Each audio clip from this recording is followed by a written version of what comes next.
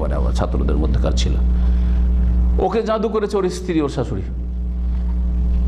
লাভ করে বিয়ে করেছে। যেন লাভ করে বিয়ে করবেন না, লাভ করে যারা বিয়ে করে ইল্লা মাশাআল্লাহ ঠিকই, কারণ যারা হারাম স্বাদ গ্রহণ করেছে ওদেরকে হালাল স্বাদে আল্লাহ শান্তি দেবেন না, হালালে স্বাদ পাবে না।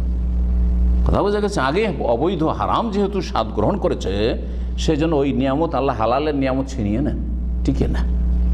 কথা তো জানি না, এইসব বিয়ে টিকে না রে, আমাদের খুব মশুর আছে কথা, আছে না?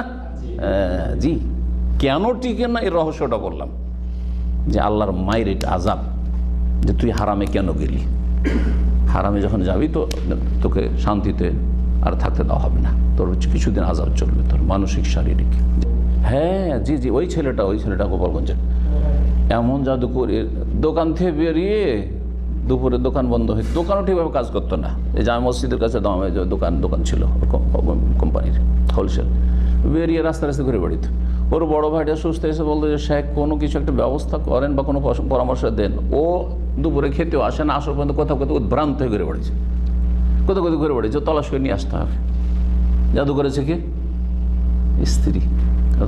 পরে জানতে পারলাম কেন, বলছে যে ও একটু লাভ করে বিয়ে করেছিল, আর তারপর তখন ও আরেকটা বিয়ে করবো ভাবতো, দিয়েছে জাদু করে। কথা বুঝতে পারছেন? জি হ্যাঁ। তো জাদুর অনিষ্ট থেকে এখানে আশ্রয় কামনা আল্লাহ শিখিয়েছে, মিন শাররিন নাফাসাতি ফিল উকাদ, এখানেও যেন আছে ওয়া আউযু মিন শাররিন নাফাসাতি ফিল উকাদ, আর আমি আশ্রয় গ্রহণ করছি গ্রন্থি সমূহে ফুৎকার দানকারিণী বা দান